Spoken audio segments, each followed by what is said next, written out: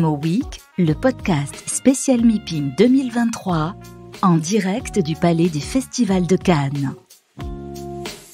Alors Christelle Zordan, bonjour, vous êtes directrice générale de la Société de la Tour Eiffel. J'ai une première question, vous avez adopté une feuille de route en début d'année 2022. Est-ce que vous pourriez nous expliquer en quoi consiste-t-elle ? Oui, bien sûr.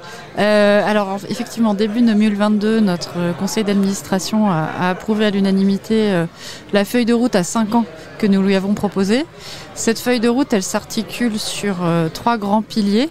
Le premier, c'est un pilier en termes de localisation, c'est-à-dire que on a longtemps été considéré comme la foncière du Grand Paris, bien que nous ayons quasiment un quart de notre patrimoine en région.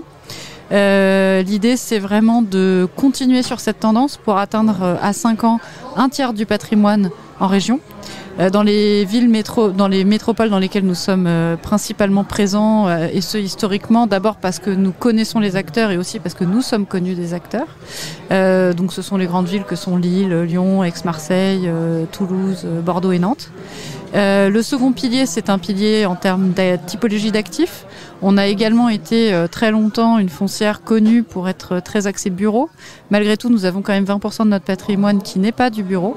Et l'idée est de porter cette part à un gros tiers du patrimoine sur toute typologie d'actifs, mais peut-être qu'on y reviendra ultérieurement. Et enfin, le dernier point qui est majeur, c'est celui de la qualité de nos immeubles et en particulier, évidemment, la qualité énergétique et environnementale pour faire face aux défis de demain qui vont s'imposer à tous. Pour mettre en place ce vaste programme, vous avez procédé à une organisation interne, donc adaptée à ces nouveaux objectifs, notamment avec le renforcement des équipes d'investissement et la création d'une direction RSE. Est-ce que vous pourriez nous décrire un petit peu cette réorganisation ? Oui, bien sûr. Alors, dans la continuité de l'adoption de cette feuille de route, en février dernier, on a annoncé une nouvelle organisation au mois d'avril.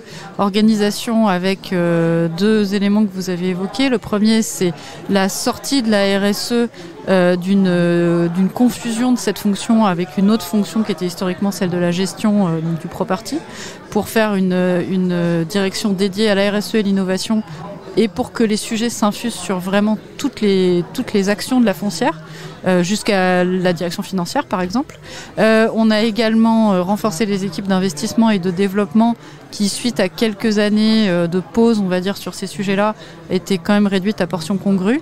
Et puis enfin, un autre élément, c'est que nous avons créé une direction du portfolio management, où l'idée est de rapprocher les équipes qui étaient historiquement celles de l'asset et de la gestion, afin qu'il y ait beaucoup plus de transversalité et que ce choix qui a été fait il y a très nombreuses années d'avoir le property internalisé, qui est un choix fort sur lequel nous comptons évidemment, parce que le Covid nous a démontré que c'était vraiment essentiel pour être proche de nos locataires, pour que cette proximité avec les locataires soit aussi partagée avec l'asset management et que ces 2 fonctions-là soient vraiment sous un même chapeau.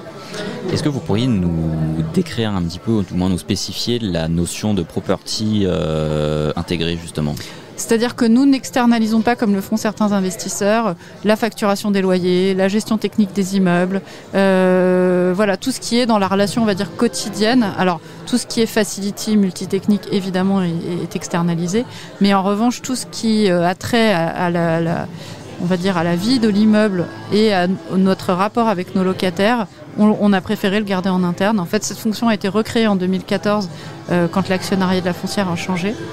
Et le Covid nous a démontré que c'était vraiment le bon choix. Très bien. Vous avez mis en place un plan de rotation des actifs et également un réamorçage des futures opérations de développement. Donc on voit vraiment un double pivot à ce niveau-là. Est-ce que vous pourriez nous en dire un peu plus ? Oui, bien sûr. Pour atteindre les objectifs quantitatifs que j'évoquais, de diversification régionale et de diversification des classes d'actifs, on va être obligé de passer par des acquisitions qui doivent être financées en partie par des cessions. Donc voilà, ça fait partie de cette rotation des actifs. On parle, si on veut chiffrer, sachant qu'une partie du trajet a déjà été effectuée cette année, on parle d'à peu près 500 millions d'actifs qui doit tourner, donc être vendus et pour autant 2 millions d'euros achetés. Et puis effectivement, il y a les développements ou les redéveloppements de certains de nos sites existants. On en a dénombré une grosse quinzaine qui vont nous permettre aussi de rentrer sur d'autres classes d'actifs. Je pense par exemple au résidentiel géré, qui reste transacté aujourd'hui à des taux qui sont bien trop bas pour nous, et sur lesquels on pourrait rentrer et diversifier notre patrimoine grâce à des redéveloppements de sites qui étaient historiquement du bureau, mais qui aujourd'hui ne peuvent plus s'envisager uniquement en bureau. D'ailleurs, vous avez cédé 4 actifs en 2022 pour environ 30 millions d'euros, si je ne dis pas de bêtises. Exactement. Très bien. Donc, et on a d'autres actifs en marketing, évidemment. Très bien. Vous êtes également dans une stratégie de transformation de votre patrimoine, donc aussi bien sur les classes d'actifs que sur les localisations. Vous en avez un petit peu parlé au début, notamment pour vous adapter aux nouveaux enjeux économiques. Et vous avez expliqué également que cette démarche s'accompagnait d'une phase de transition, notamment pour les actionnaires, mais que les résultats allaient être payants à terme, puisque on va dire que la mixité d'usage et la diversification en région étaient une donnée importante. Bien sûr, en fait, l'idée derrière tout cela, c'est d'avoir un portefeuille en phase avec les usages d'aujourd'hui, le monde d'aujourd'hui. Du bureau en seconde couronne, on en a beaucoup, mais on sait que la plupart de ces immeubles ne sont pas adaptés aux défis de demain, soit parce qu'ils ne sont pas performants en termes énergétiques, soit parce que tout simplement des locataires de bureaux, de l'ampleur du nombre de mètres carrés qui existent aujourd'hui, ne vont pas trouver preneur. Donc il faut absolument qu'on arrive à réinventer ces sites et les réinventer en y intégrant du logement, en y intégrant de l'activité, en y intégrant du commerce et en faisant un peu... alors j'aime pas trop cette expression parce que certains politiques l'ont reprise pour leur compte, mais la fameuse ville du quart d'heure dont on a beaucoup parlé, elle va se diffuser partout. Quand on a un coût de l'énergie qui augmente, on veut avoir tout à portée de main sans avoir besoin de prendre sa voiture, et un des moyens de le faire, c'est d'instaurer la mixité à l'échelle des quartiers, voire à l'échelle des immeubles. Et d'ailleurs, une de nos acquisitions à Lyon en VFA d'un immeuble avec du commerce, du bureau, du logement, donc à la fois mixte et réversible, illustre parfaitement cette stratégie et illustre parfaitement ce que nous souhaitons faire pour l'avenir.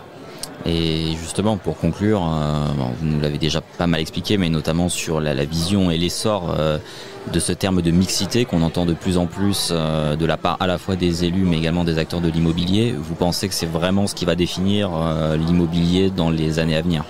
Alors moi, je pense que c'est surtout ce qui va définir les villes. Les villes. Et l'immobilier, il s'inscrit tout à fait dans l'urbanisation et dans la façon dont les villes vont évoluer. Les quartiers où on dort, les quartiers où on travaille, les quartiers où on achète, ça fonctionnait dans un monde dans lequel les déplacements étaient pas chers, ou enfin peut-être pas gratuits, mais en tout cas pas chers. Aujourd'hui, on n'est plus du tout dans ce paradigme-là, et encore une fois, je pense que c'est une vraie tendance de fond qui a démarré il y a déjà quelques années. Alors j'aime beaucoup ce projet parce que j'y ai beaucoup travaillé à titre personnel, mais quand Morland Mixité Capital est sorti, ils ont remporté le concours de Réinventer Paris justement sur cette mixité, et aujourd'hui que le site fonctionne et est en vie, on voit bien que c'est un site dans lequel la mixité fonctionne, et on le voit aussi dans d'autres villes européennes. Dès qu'on rentre dans ces sujets de mixité, on arrive à recréer du besoin, on arrive à recréer de l'attractivité. On a des sociétés qui arrivent à embaucher plus facilement, à attirer les jeunes, des gens qui ont envie de vivre à cet endroit-là. Même s'il y a un immeuble de bureau à côté, c'est pas grave parce qu'ils y trouvent leur compte et qu'ils s'y sentent bien.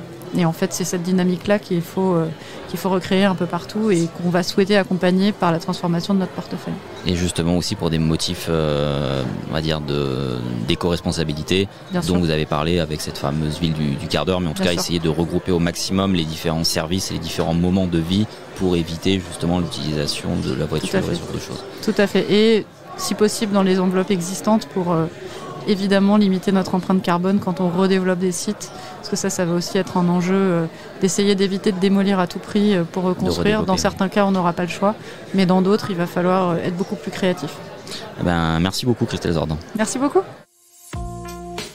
Imo Week, le podcast spécial MIPIM 2023, à retrouver sur imoweek.fr.